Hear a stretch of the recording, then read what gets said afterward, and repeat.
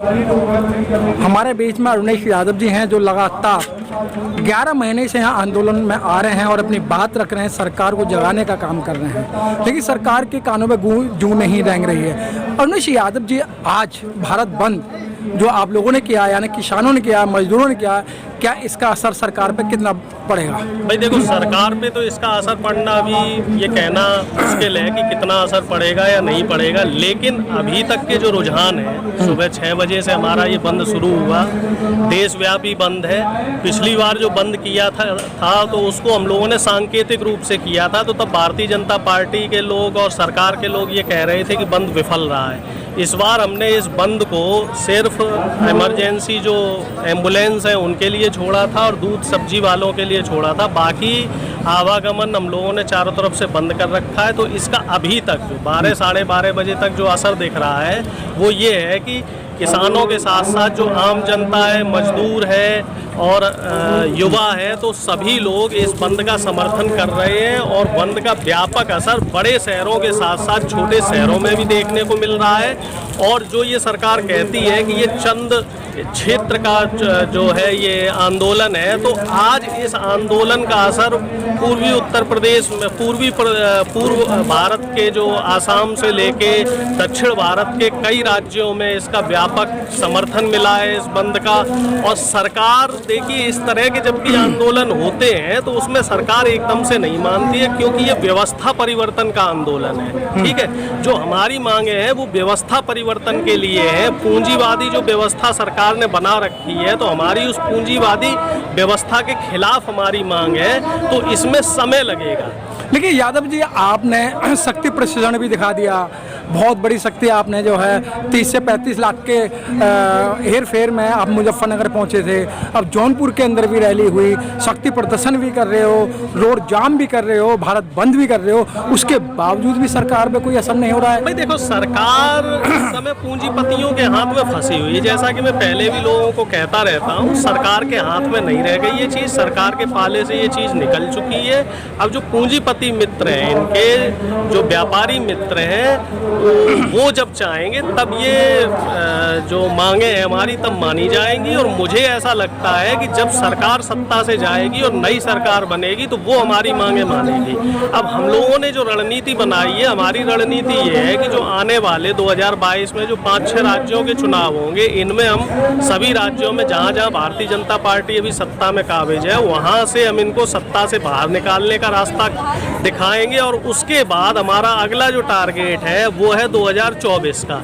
और हमारी जो रणनीति ये है कि हम लोग 2024 तक इस आंदोलन को बदस्तूर जारी रखेंगे। और जब तक सरकार नहीं बदल देते हैं और इस व्यवस्था को हम नहीं बदल देते हैं, अगली जो सरकार आएगी 2024 में, वो किसानों की सरकार होगी, वो आम आदमी की सरकार होगी, वो मजदूरों की सरकार होगी, वो युवाओं की सरकार होगी। और जो भी सरकार सत्ता में आएगी इस बार, वो युवाओं के लिए रोजगार पे काम करेगी, किसानों के लिए MSP पे काम करेगी, किसानों को जो बिजली पानी, सरकार ने बिजली पानी के दाम बढ़ा दिए हैं, 2 गुने 3 गुने कर दिए हैं, खादों के दाम बढ़ा दिए हैं, हमारे जो बीज के दाम बढ़ा दिए हैं, उन सब दिशाओं में काम करेगी। और हमें पूरी उम्मीद है कि हम लोग व्यवस्था में परिवर्तन करेंगे। डॉक्टर साहब, जिस तरीके से आप कर रहे हो व्यवस्था प्रदर्शन, वो परिवर्तन करेंगे, लेकिन योगी सरकार और योगी नाथ जी जगह जगह जाके उद्घाटन कर रहे हैं, कहीं राजा महेंद्र सिंह का विश्वविद्यालय बना रहे हैं। तो अब तो एक नई बात और कर दी, किसानों को रिझाने के लिए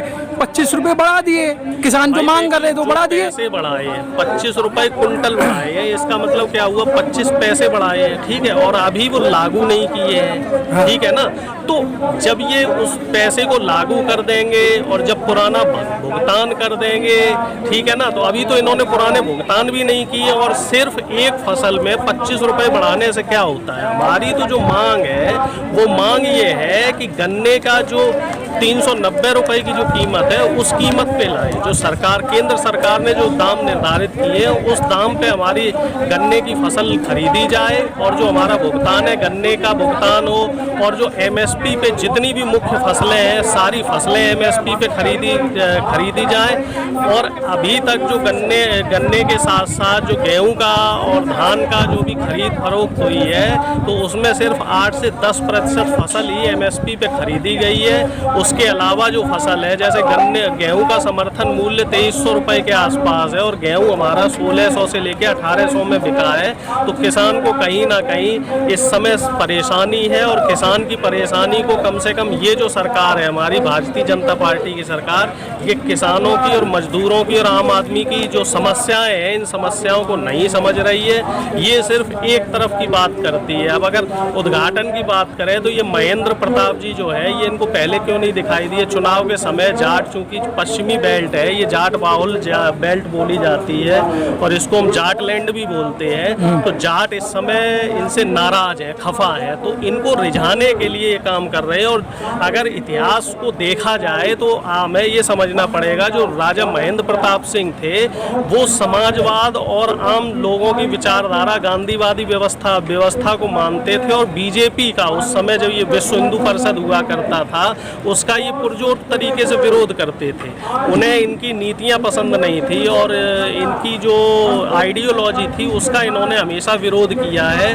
और यहाँ भी दादरी में भी जो इन्होंने उद्घाटन किया है हमारे मुख्यमंत्री जी ने, तो उसमें इन्होंने जो मेहर भोज का उद्घाटन किया, मेहर भोज को इन्होंने छतरी बता दिया। यहाँ नोएडा की पब्लिक में तो इन्होंने आपस में लड़ाई करवा दी, ठाकुर राजपूत लड़ गए। हाँ, मेहर भोज जबकि जो गुजर समुदाय से आते हैं और जो ये बेल्ट है ये गुजर बाहुल बेल्ट है, तो इस समय जो माहौल है वो गुजर जाति जो है वो गुजर जाति आपकी पिछड़े वर्ग में आती है। तो इस समय इन्होंने गुजरों और क्षत्रियों के बीच में, जो राजपूतों के बीच में एक आपसी मनमुटाव बढ़ाने का काम किया। तो भारतीय जनता पार्टी का काम ही यही रहता है, ये आपस में जाति और धर्म के नाम पे लोगों को भड़काने का, लोगों को लड़ाने का काम करते हैं और उसी आपसी फूट का ये फायदा उठाना चाहते हैं। और मुझे लग रहा है इस बार जो इनका जो ये रणनीति है हिंदू मुस्लिम करने की और जातियों में बांटने की, इस रणनीति का खामियाजा भारतीय जनता पार्टी को ही भुगतना पड़ेगा, क्योंकि जनता के बीच में इनकी नीतियों को लेकर और इनकी जो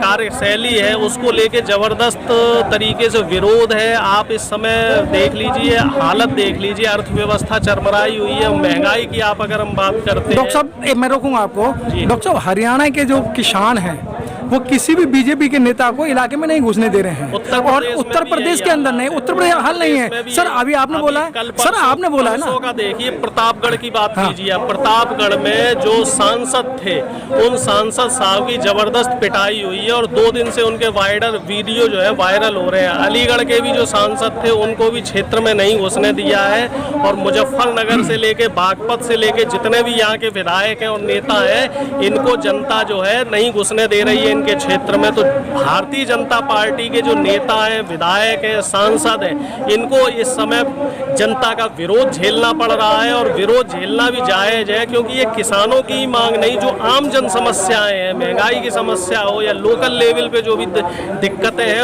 उसकी तरफ भी ये लोग ध्यान नहीं दे रहे। ये बस कान में रुई जमा के बैठे हुए और अपनी सत्ता में बैठ के सत्ता की मलाई खाने में लगे हुए हैं। लेकिन ये तो बीजेपी के लोग और योगी सरकार के जो विधायक हैं वो तो कह रहे हैं हम 325 पार कर रहे हैं। इनको कहने दीजिए, इनका तो प्रचार सिस्टम आपने देखा ही है। अभी 10-15 दिन पहले एक जो वीडियो वायरल हुआ था, वो फोटो वायरल हुआ था जिसमें इन्होंने टाइम्स इंडिया में जो फोटो निकाला था ना, तो उसमें क्या था, वो फ्लाईओवर कलकत्ता का था। जी, और फैक्ट्री जो थी वो इंग्लैंड और अमेरिका की थी। तो इनका काम ही यही है, प्रचार मतलब काम कर रहे हैं। कहने का मतलब आपका है कि योगी जी जो बंगाल गए थे वो सरकार तो बना नहीं पाए, और वहाँ खींच के ले आए, फोटो नहीं सर, वहाँ से बहुत सारी चीजें लेके आए हैं, चुपचाप चोरी करके लेके आए हैं। बिल्कुल इनका काम ही यही है। वो कहावत है ना, कहीं की ईंट कहीं का जोड़ा, भानुमती ने कुंभा जोड़ा। तो योगी जी का काम हो या मोदी जी का काम हो या भारतीय जनता पार्टी का काम हो, इन लोगों का काम ही यही है, दूसरों के काम का श्रेय ये खुद लेते हैं। जो पुरानी परियोजनाएं, अगर हम उत्तर प्रदेश की बात करें तो पिछली सरकारों के जो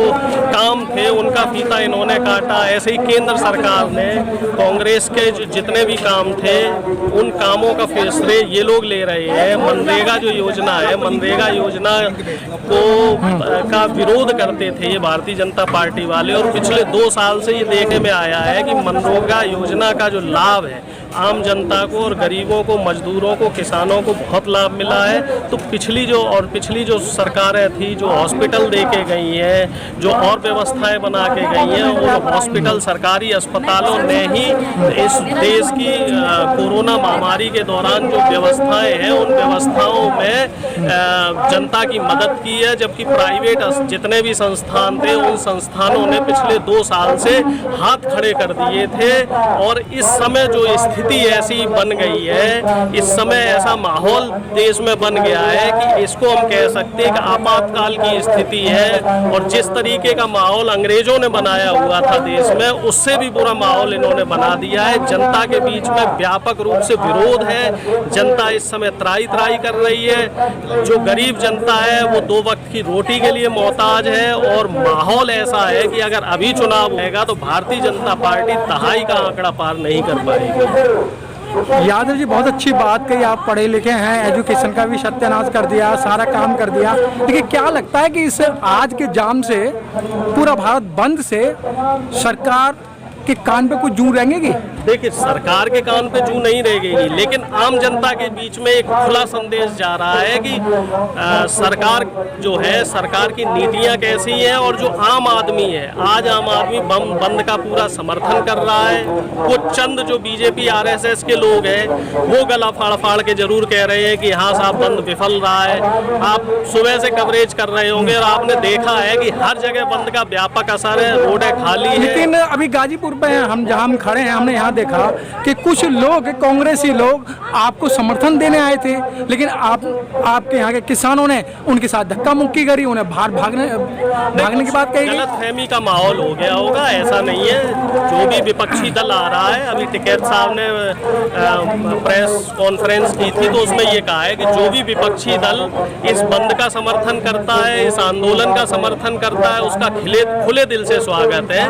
और रही बात कांग्रेस की बात करें तो यहाँ कांग्रेस के लोग आते हैं, लोगों को यहाँ खाना पीना भी देते हैं, तो ऐसा कभी सुनने में नहीं आया। यहाँ हो सर, वीडियो वायरल हो रही है सर, कुछ गलतफहमी। दिल्ली प्रदेश के अध्यक्ष अनिल जी, भीषम शर्मा और अन्य लोग यहाँ आए हुए थे। कुछ माहौल क्रिएट कर दिया होगा। कुछ लोग हैं यहाँ पे, आरएसएस के भी लोग आ जाते हैं जो गलतफहमी का माहौल क्रिएट कर देते हैं। तो इस तरह, लेकिन डॉक्टर साहब एक तरफ कहते हैं कि भाई हमारा जो है भारतीय किसान यूनियन जो है कोई राजनीतिक है, तो फिर भी लोग जो है मतलब समर्थन देने आ रहे हैं, तो समर्थन क्यों ले रहे हैं आप? किसानों की नीतियां जिसे पसंद है वो किसानों के साथ खड़ा है, जिसे किसानों की नीतियां पसंद नहीं है वो किसान के विरोध में खड़ा हुआ है। और इस समय आप देख लीजिए, जो भारतीय जनता पार्टी और इसके सहयोगी दल है वो किसानों के विरोध में खड़े हैं। अकाली दल, जो भारतीय जनता पार्टी का सहयोगी दल माना जाता था, उसे ये नीतियां भारतीय जनता पार्टी की पसंद नहीं आई तो उन्होंने समर्थन वापस ले लिया। अब वो लोग भी किसानों के साथ में, इसी तरीके से राजस्थान में हनुमान बेनीवाल जी ने भी समर्थन वापस ले लिया था, वो भी किसानों के साथ में। जो राजनीतिक दल है वो किसानों के साथ खड़े होकर आंदोलन में साथ ना देकर वो सहयोग कर रहे हैं। लेकिन सर, कहीं कहीं ये नहीं देखा गया है कि कांग्रेस जो है, जो विपक्ष माना जाता है, वो नाकामयाब रहा है? भाई देखिए, नाकामयाब कैसे है? ये आंदोलन पंजाब से शुरू हुआ, अगर आपको जानकारी हो, और पंजाब से जो आंदोलन शुरू हुआ तो उसमें कहीं ना कहीं राहुल गांधी जी का, कैप्टन अमरिंदर सिंह जी का, इनका साथ रहा है। इन्होंने वहाँ के किसानों को सहयोग दिया, सपोर्ट किया, और वो आंदोलन पंजाब से आके दिल्ली में पहुंचा है। ठीक है सर, वहाँ दलितों को जाने के लिए दलित मुख्यमंत्री बना दिया, चाहे कुछ ही दिन के लिए। एक बात बताइए, 35% दलित है पंजाब में, तो मैं इस डिसीजन को बड़ा साहसिक डिसीजन मानता हूँ। जब उत्तर प्रदेश में 21% दलित वोट है और बहन जी